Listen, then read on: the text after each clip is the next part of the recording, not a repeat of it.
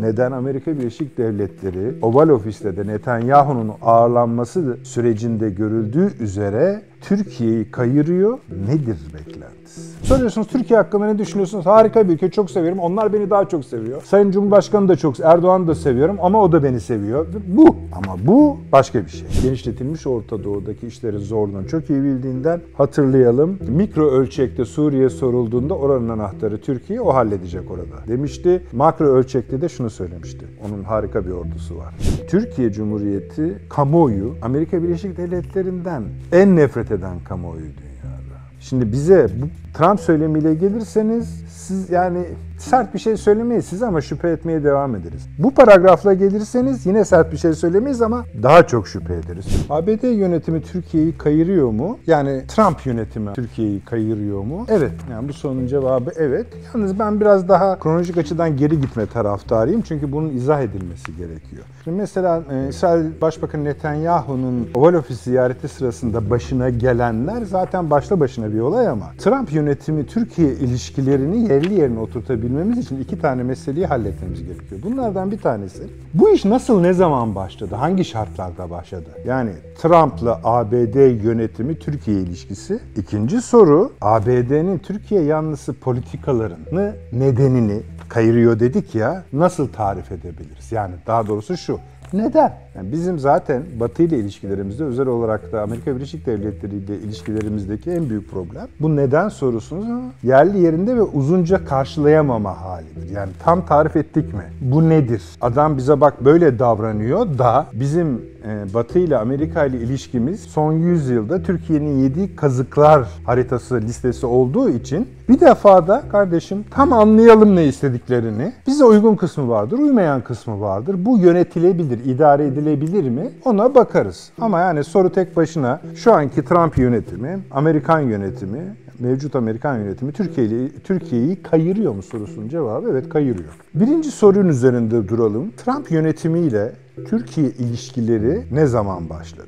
Burada Trump yönetiminin birinci dönemine de atıf yapabilirsiniz ama bence asıl Ankara'nın sezdiği, bu sezişine göre bir eylem koyduğu, planladığı ve uyguladığı alan Biden yönetimi döneminde Trump yönetimiyle ilişki kurulmuş olması diye düşünüyorum. Bu konuda yoğun hissiyatım var. Çünkü bu böyle gelmeliydi. Çünkü anladığımız kadarıyla Türkiye Biden ilişkisinden ümidini çoktan kaybetmişti. Şimdi zaman zaman sonuna doğru ilişkilerimizin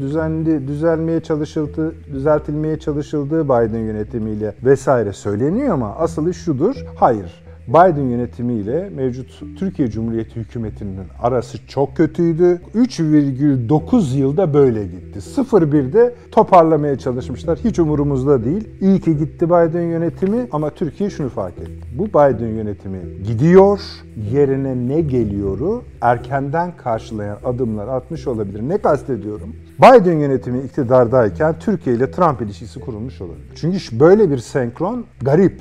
Yani hiç konuşulmadan, görüşülmeden, arada kapalı kapılar ardında birbirlerinin fikirleri öğrenilmeden bu gelişmelerin yapılmış olması eşyanın tabiatına, hayatın akışına ya da uygun değil. Neden bahsediyoruz? Şunlardan da bahsediyoruz. Mesela Türkiye'nin Irak'la ilişkileri düzenleme biçimi. Irak'ta bir proje kurması ve haritanın bir bölümünde huzurlu bir alan yaratması. Takiben Şam yönetiminin el değiştirmesi. Şimdi herkes cayır cayır diyor ki efendim Amerika'nın bunu fark etmemiş olması gibi bir şey. Tamam canım, Amerikalılar fark etmemişlerse de İngilizler fark etmişti. Biliyorlardı. Amerikalılar da biliyorlardı vesaire. Zaten hani son konuşmada Netanyahu'yla sohbet ederken Trump'ın, ben kendisine de söyledim, Suriye'yi aldınız. O da hayır dedi ama tamam sorun değil dedik. Dediği şey, tabii bu ne kadar Trump'ın doğruyu yansıttı ya da kendi üslubunu kullanarak üzerinden geçtiği bir konuşmadır, ona kefil olamayız ama bu süreçte de hadi bunu da geçtik diyelim. PKK-YPG, SDG meselesinin de %100 halledilip halledilmediği bir tarafa eski formunu yitirdiği, deforme olmaya başladığı, eski ağırlığını da yitirdiği, şu ya da bu şekilde Şam yönetimiyle bir ilişki kurdu, anlaşma imzaladı ve bizim de şu sıralarda bunun takibini yaptığımız bir sürece geçildiği, bundan Amerika'nın haberinin olmaması gibi bir şey zaten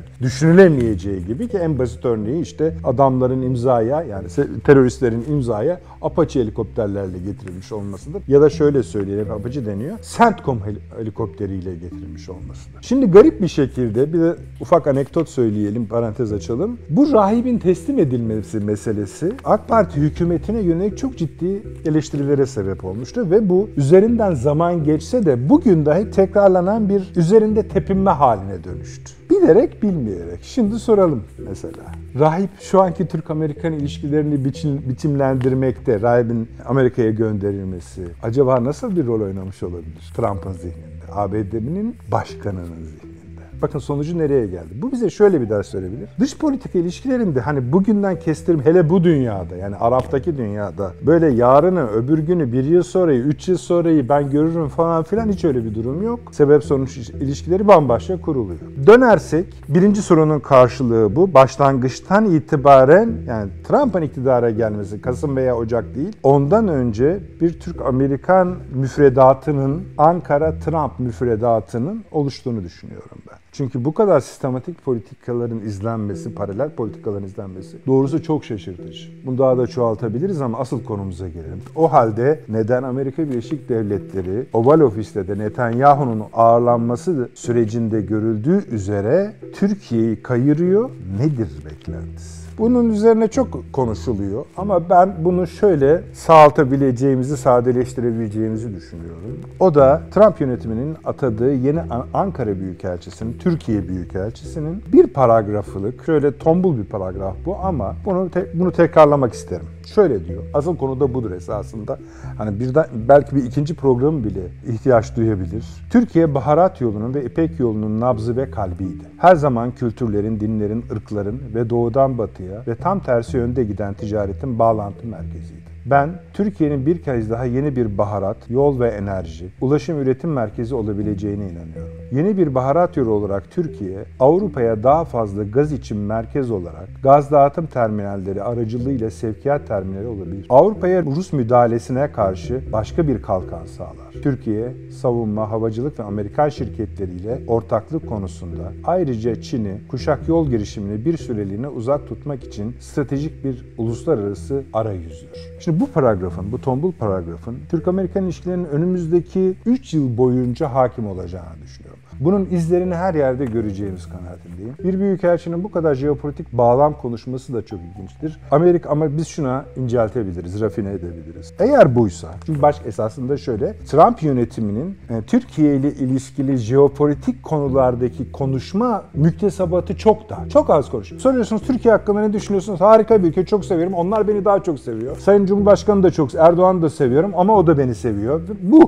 Bu başka bir şey. Bu şunu da, yani kendi başına Suriye'de olanı izah ediyor, terörle mücadele açısından söylüyorum. İsrail'in tüm dünyanın gözü önünde Oval Ofis'te fırçalanmasını, hadi onu da söylemeyelim de kulağının bükülmesini, nasihat verilmesini, hani dedi ya makul ol kardeşim diye anlatıyor. Irak'ı anlatıyor, İran'ı anlatıyor. Şimdi burada bunun iyi çalışılması gerekiyor. 2 tane yol söylüyor. Birincisi baharat yolu, öbürüsü kuşak yolu. Yani Çin yolu. Baharat yolu kimin? Hindistan'ın. Şimdi bunlar 2 ayrı küme şeklinde ABD'nin iyi baktığı ve pek iyi bakmadığı 2 tane stratejik ama küresel yolu ifade ediyorlar. Bu yollardan biri Çin'den geçiyor. Orta yol üzerinden. Orta yol virgül. Üst yol Ukrayna-Rusya savaşı yüzünden düşmüş durumdaydı. Alt yol Irak, İran, Suriye, İran çizgisi, Akdeniz çizgisi olduğu yüzden bozuk bir yoldu. Bunun üzerine İsrail soykırımı geldi vesaire vesaire.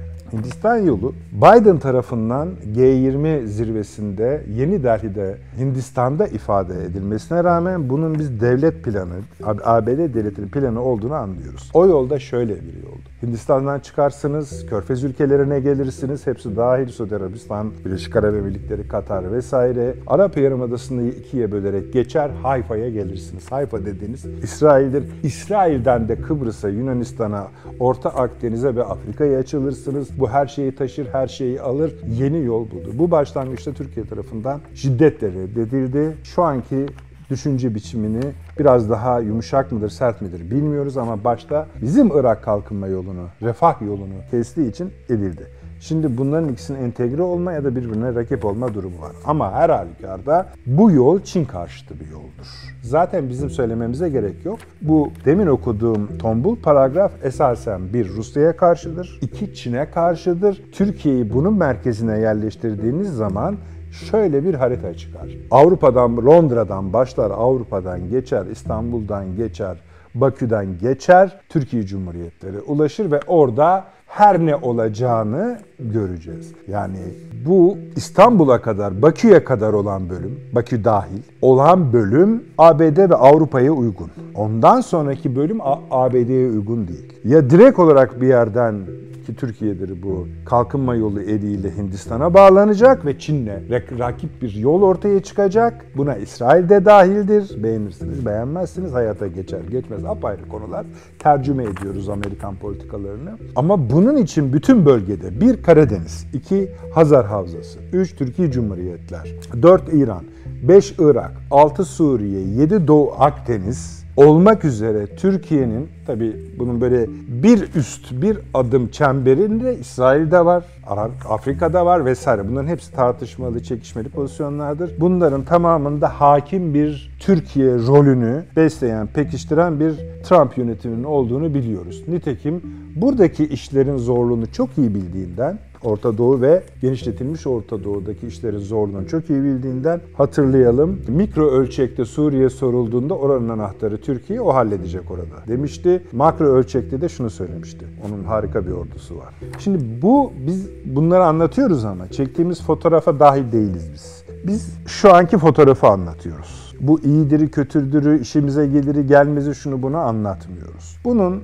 onlarca alt maddesi var. Ancak önümüzdeki dönemde bizim bu tahlil üzerinden yürümemizde fayda var. Bunlara bakarak şunu da kestirebiliriz. Biz hangi ülkelerle bundan sonra daha iyi olacağız? Hangi ülkelerle daha kötü olacağız? Hangi adımları attığımızda, nitekim mesela Trump'ın şimdi geri adım atmış olsa da getirdiği vergi tarifeleri içinde birkaç ülke %10'luk barajda. Bunlardan biri de Türkiye. Bu hemen hemen hiçtir. Yani biz şöyle cevap verir Türkiye resmi makamlarına sorsanız. Ya kardeşim, kötünün iyisi.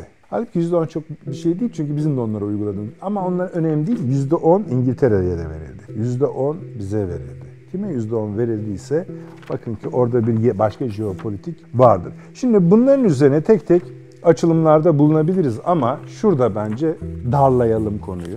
Avrupa Birliği Doğu ilişkileri, ABD Doğu ilişkileri. Bu ilişkilerin merkez noktası Türkiye'dir ve Türkiye'den geçmek zorundadır. Çift yönlü olarak. Yani doğudan batıya da batıdan. Ortada şöyle bir sorun çıktı. Avrupa Birliği ya da kıta Avrupası diyelim İngiltere hariç, politikalar açısından aynı olmakla birlikte İngiltere de mesela Çin'le ilişki kurmak istiyor. Bu yolu kendi vektöründen, kendi politik vektöründen yürütmek istiyor. Nitekim tarihlerinde ilk defa diyeceğiz, çünkü kendi açıklaması oydu. Avrupa Birliği, Türk Cumhuriyetleri ya da Orta Asya devletleri zirvesi yaptılar. Aşkabat'taydı yanlış hatırlamıyorsam. Yeni yani. 10 gün olmadı ve orada şöyle dediler yani. Komisyon başkanı yani. 1000 yıldan sonra size elimizi uzatıyoruz. Yani dikkat et, kapmasınlar demek lazım ama bunun bir mantığı var. Karşılığı da var. Bu bir Avrupa Birliği yolu, Avrupa yolu. Bu da buradan geçecek. Ama bu Trump'a muhalif bir yol. İlk önce bunu Türkiye'nin tesis etmesi gerekiyor. Bu da şu demek değildir. Buraya kadar konuştuklarımın hepsinin üstüne şu cümleyi, yani bu çatı altında konuşuyoruz diyebiliriz. Türkiye şunun çok farkında olan bir ülkeydi. Bir değişim hali geliyor. Bu değişim haline, dünya için söylüyorum, hazırlıklı olmak gerekiyor. Bu hazırlık iyi yapıldı bak. İyi yapıldı ve erken yapıldı. Bu böyle hani kayıtlıdır. Hangi zamanda MGK kararları orada. Çok atıf yapıyorum. Kimse bakmaz. Birisinin bakması gerekiyordu. Ben baktım. Ama şu, geldiği noktada Türkiye, Amerika Birleşik Devletleri, Avrupa Birliği, İngiltere, Avrupa Birliği artı İngiltere, Rusya ve hatta Çin ve hatta Hindistan ki yani hiç sevmediğimiz bir ülkedir ama onlar bizi daha çok sevmiyorlar. Ayrı konu ama biz hani bir dikdörtgen yapalım onu. Çin, Rusya, Avrupa artı İngiltere ve son olarak ABD diye. Hepsiyle konuşabilecek düzlemdedir. Hepsiyle eşit konuşabilecek düzlemdedir. Eşitten ikililer arasında yani bizimle onlar zaten eşit de Hani AB ile nasıl konuşuyorsa Rusya ile de öyle konuşabilir. ABD ile nasıl konuşuyorsa İngiltere ile de öyle konuşabilir. Çin'le nasıl konuşuyorsa vesaire gibi. Bu pozisyondaki bir ülke daha var mı? Yani orta boy güncellenmiş sıra dışı ülke kategorisinde bulunan Türkiye açısından başka bir ülke var mı böyle? Yok. İsrail bile değilmiş. Gördük. Şimdi demek ki çok kutuplu dünya diye tarif edilen, benim hala eşikte olduğunu düşündüğüm sürecin içinde Türkiye daha yüksekte bir yerde bulunuyor. Bu kriz bölgelerini artı büyük güçler arasındaki gerilimleri yönetebildiği dönemde bu paragrafın işine gelenlerini alıp işine gelmeyenleri kriz çıkarmadan tasfiye ettiği veya kendi aralarında tasnif ettiği haliyle bir dış politika, jeopolitik bağlam, stratejik bakış yeni bir göz üretebilirse ki bunu yaptığını biliyoruz yani, görüyoruz. O tür günlük gazetelerdeki dış politika haberleriyle ya da akşam tartışma programlarındaki haliyle olmaz bu işler. Kayıtlı kuyudur. Bunu görüyoruz. Tekrar başa dönersek Trump'la Türk-Amerikan ilişkilerinde bir yenilik hali var mı? Tabii ki de var. Bu iyi midir? İyi gidiyor. Bakacağız. Biz şöyle bir durum düşünün. Türkiye Cumhuriyeti kamuoyu Amerika Birleşik Devletleri'nden en nefret eden kamuoyu dünyada. Şimdi bize bu Trump söylemiyle gelirseniz siz yani sert bir şey söylemeyiz siz ama şüphe etmeye devam ederiz. Bu paragrafla gelirseniz yine sert bir şey söylemeyiz ama daha çok şüphe ederiz. Hiçbir sakıncası yoktur. Şüphe aklın bir tür şeyidir yani garantisidir. Ama gidiş bu ise Türkiye'nin de kendini bu şekilde hazırlaması gerekiyor ve hazırlıyor da hatta hazırladı da. Öyle söyleyebiliriz. Bir tek problem şudur. İşte Türk akademiyası, medyası, şusu busu acaba bunu anladı ve bunu kavrayarak hareket ediyor mu? Onu tam bilmiyoruz efendim.